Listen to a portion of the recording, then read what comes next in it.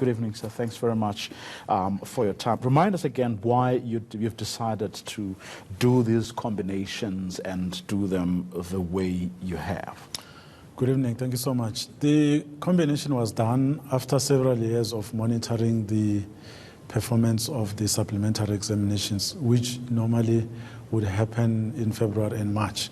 And we were tracking the numbers there, and we realized that they were going down. Those that were qualifying to register were not registering, and those that registered were not turning up to write, and those that were writing were not passing as expected. Were you able to get to the bottom of it, in other words, to the reasons for the dismal performance, the declining numbers, and people who should be doing, registering or enrolling for the exams not doing that? Yes, we were able to do that. It was easy to determine. It was an issue of time because we were releasing the results in the first week of January, and a few weeks later, about 4 or 5 weeks later, would require people to come back and sit for their exams. And some of them wouldn't have even registered because they were still trying to make up their mind about whether they will supplement or not. So now we've given them sufficient time for thinking and for preparation. So we moved the exam from February, March to May and June, which gives people enough time to think about the subject that they want to rewrite and be able to prepare for such. One of the big differences between the supplementary exams and this particular exam is that the supplementary exams limited you to only 2 subjects, but this exam allows you to write any number of subjects that you want, which means more opportunities for more people to rewrite, upgrade, and get a good pass.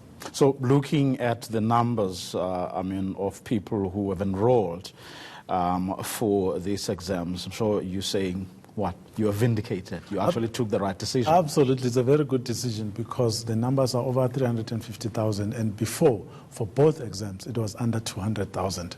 So you can see that we have like 105,000 new people who would otherwise have not had the opportunity to sit again for the exam. So people realize the need to take this opportunity, but also through our Second Chance Matric Support Program, people have realized that there is indeed a real opportunity and a real potential for them to use this material and be able to pass, because we prepared it for this exam, which is starting this year, from 2016 already, because we were adjusting the system to ensure that we cater for everyone that had ever attempted to write matric but never passed, and those that wrote immediately last year, so that they're able to utilize the second opportunity.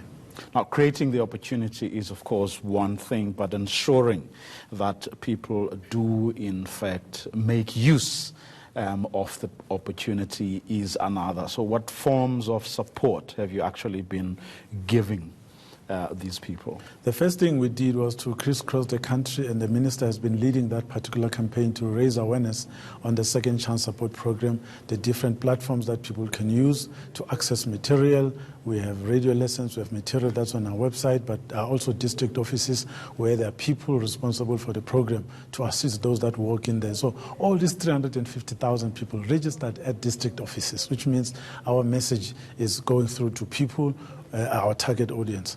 They are going through to district offices and are able to get support there, because now the program is maturing in that it's 2016 when we launched it, and people are starting to know what it means and what it's all about. But also the road shows that the minister has done have assisted a lot to ensure that people are aware of it and take advantage of the different things that we've done to provide support. So there's support in different types. We're on social media. People can call us as well, but there are people near them. There are schools. Provinces have set aside certain schools which are used as centers during weekends for contact learning. Well, the exams are starting tomorrow. How prepared is your team? No, we are prepared. We are using the experience of the end-of-year exam to administer this particular one.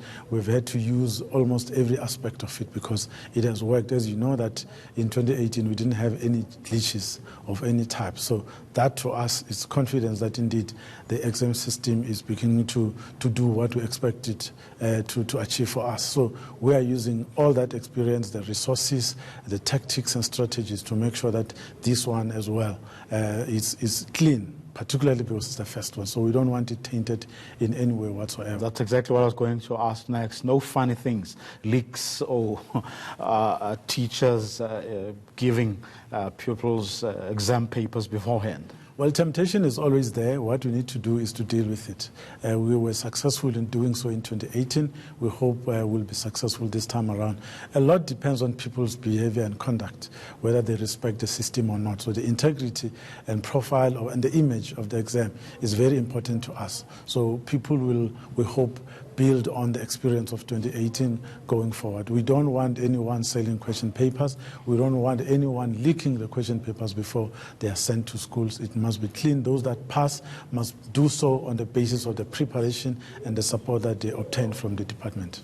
Okay. So we're going to leave it for tonight. Thanks very much for your time. Elijah Mhlanga, he's the spokesperson for the Department of Basic Education.